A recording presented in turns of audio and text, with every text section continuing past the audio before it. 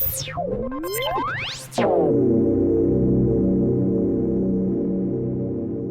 then, hello, good morning, good evening, good whatever it is, wherever you are and whatever you're doing. I hope you're not staring at my hair because it's a mess.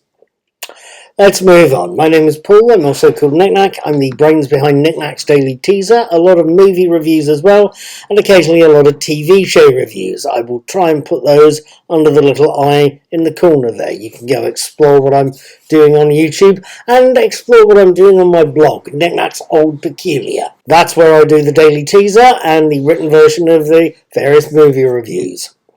And it's movie and TV I wanted to specifically talk to you about today. As you may or may not know, for the past few Fridays I've been watching Star Trek Strange New Worlds, or at least the first series. And for the most part, over the past few weeks, I've seen the first 5 episodes and had given them 4 stars, the maximum score on my rating system. I've downloaded most of those episodes to 3 stars. Still damn good, but not quite as good as the episode I wanted to tell you about tonight. That was episode 6, Lift Us Where Suffering Cannot Reach. I wanted to tell you what I thought.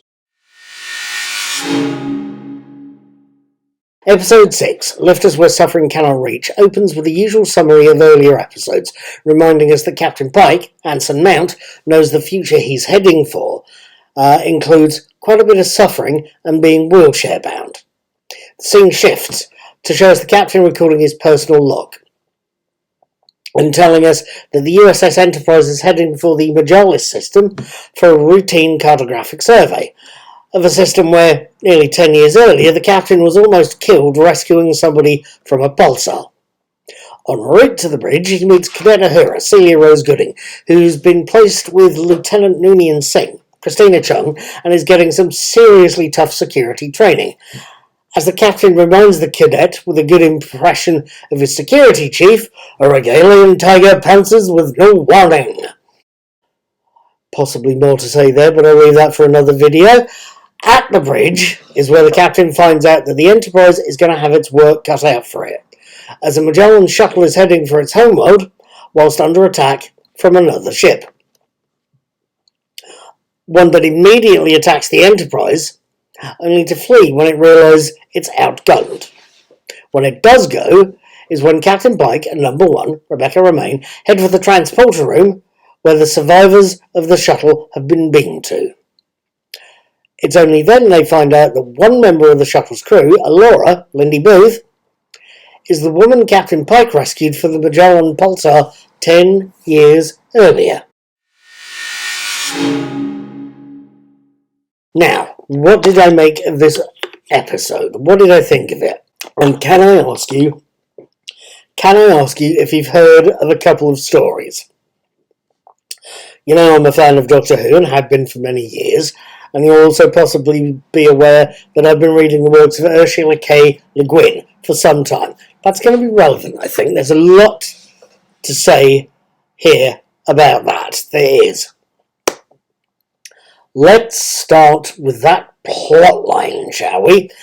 Lift Us Where Suffering Cannot Reach focuses on one main plot, main story, with minor threads branching off around it. The main thrust is that the child Alora is protecting is the Magellan first servant, one child picked by lottery to become a major figure on her world, one we initially assume is to become a monarchical ruler of the cities of Majalis. Incorrectly, we assume that. The child is due to be wired into the computers that run Majalis, effectively groomed and sacrificed to keep the floating cities of Majalis floating and in the sky. And it's going to be sacrificed to the machinery in a way that Captain Pike, for the life of him, cannot prevent. And he does not like that one little bit, as I suspect many of us wouldn't.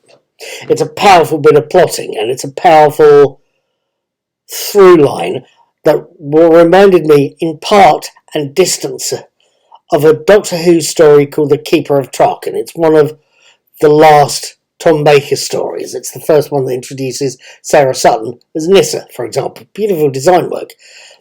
But the keeper of the title is wired into his planet's computer infrastructure system in much the same way as the child, the first servant, is in this story. But he's an adult. He's not a child. He's an adult that's made a free choice to do what he does, to be part of the machinery that helps run Tarkin. Lift Us Where Suffering Cannot Reach reminded me of something else as well. I mentioned Ursula K. Le Guin just now. She's quite possibly one of the USA's finest writers of her generation. I believe she went to school with Philip K. Dick, to give you an example. And her Earthsea stories are really quite riveting stuff, as are many other of her stories, including the one I'm thinking of here, the relevant short story, The Ones Who Walk Away from Omelas. The story tells us about the fantasy setting of Omelas, or Omelas, I think it's pronounced. I'm not too sure. I believe she pronounced it Omelas. But it's a place that, much like Majalis, is perfect in every way. It is perfect. The different ethnicities get on, the economy is booming, the environment and the surrounding area is perfect. Except Omelas has a dark secret, just like Majalis. It too has a child kept locked up in darkness and filth and squalor so that the rest of the city can stay perfect. And we're told that the city's inhabitants know this, and for the most part don't like it, but put up with it in exchange for a lot of great benefits. But we're also told that some walk away from Omelas, and they feel unable to live in such a city. So about 40 minutes into the episode, knowing that some Majorans had literally walked away from their perfect society and were living on a hellhole planet not far from Majalis, the insight struck me that the child, the first servant, was not going to get crowned, was not going to end up as a monarch. No, he was going to get sacrificed somehow, and sacrificed so that Majalis could live. And I thought at the time that the writers of the episode, Robin Wasserman and Bill Wolkoff, had possibly read Le Guin's best work. Now I can see from here what you're going to ask me, from here, sitting here, with a sort of bits of background going on in the background. I can have a good guess at what you're going to ask me. You're going to ask me several things. You're going to sit there, you're going to say, Paul, have the writers lifted this episode from Le Guin? Have they ripped off her finest story? Is this an incredibly good episode of Star Trek as a result? And possibly you're going to ask, did any of the cast stand out for you? That's the easy question. Let's do that one first, shall we? I think Star Trek Strange New World has got a very fine ensemble cast. It really does. Christina Chong as the rather hard-assed Noonien Singh, Babs Olson-Moken as Dr. Mabenga, Celia Rose Gooding as Uhura, Ethan Peck as Spock does a fantastic job, and he's got the voice right. He was very good in this episode, actually. In his dealings with the child character, the first servant, like an uncle meeting his nephew for the first time and being rather pleased at getting some intelligent, right questions. They and the rest of the cast are, as ever, great. They really are good, solid working actors, and they do good performances. The minor threads running through the episodes of this series, of Uhura learning from each of the senior officers, it gives us a bit of insight into each of the bridge crew, her and the officer concerned, and some much needed lighter moments. Anson Mount, though, as Captain Pike in this episode, disgusted by the world of Majalis and effectively betrayed by a former lover, Anson Mount was superb. Put in one hell of a performance in this episode. Let's get to that plotline next. Have Glassman and Volkov copied the idea from Le Guin, ripped off her best story? I don't know. I honestly couldn't tell you.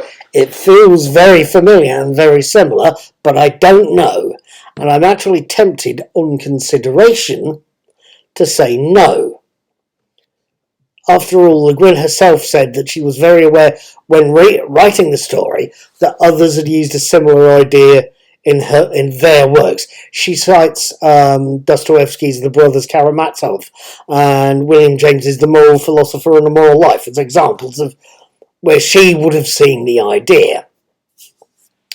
Whether Volkov and Wasserman did the same thing, lifted it from her, or got the idea, the core of it from her, Dostoevsky, or James, I don't know. I couldn't tell you. I really could not tell you about that, and I cannot be sure that I can tell you anything except it's a powerful little idea of a scapegoat, and it's a powerful episode. It's arguably one of the best Star Trek episodes I've seen, certainly on a par with Darmok, Sarek in the Pale Moonlight from Deep Space Nine, and of course the classic series episode, The City on the Edge of Forever. It is quite a powerful bit of work. It's also possibly a story that has moral points or applications in the real world. Children getting groomed, for whatever reason. It's not exactly a nice idea, but it gets mentioned in relation to child soldiers, sex workers, abuse victims. There was discussion in the press here in the UK about children getting groomed by ISIS, for example. So, for whatever reason, it's not a nice idea, but we can certainly see there's real-world equivalents to it. On top of that, there is a very simple thought that those of us in the West live, even the poorest of us, live incredibly rich lives. Let's face it, how many of us can afford a good pair of shoes? Not many. We end up getting cheap clothes, cheap shoes, furniture the last 10 minutes. And it's stuff that's put together by, let's face it, slave-type labour in Bangladeshi sweatshops, or sweatshops all over the world, in fact. How many of us are using cheap phones, or cheap laptops, or cheap tablets in the high-tech Far Asian equivalents? How many of us live in a world where we have effectively chained a child to a machine? Lift Us Where Suffering Cannot Reach may have borrowed an idea, whether from Le Guin or Dostoevsky, I don't know. But it's a powerful idea, driving a powerful story that's worth watching, and very subtly saying, have a look over there at that kid putting your clothes together. Frankly, it's an idea and a plot and a story that means this. I will be coming back for the next episode, The Serene Squall, on Friday the 4th of November 2022, and I will be reviewing it on Saturday the 5th of November when there's a lot of banging going on fireworks night. Frankly, I'm going to look forward to episode 7, but it's got a lot to live up to. I'll see you next week. Live long and prosper. Live long and prosper. Live long and prosper.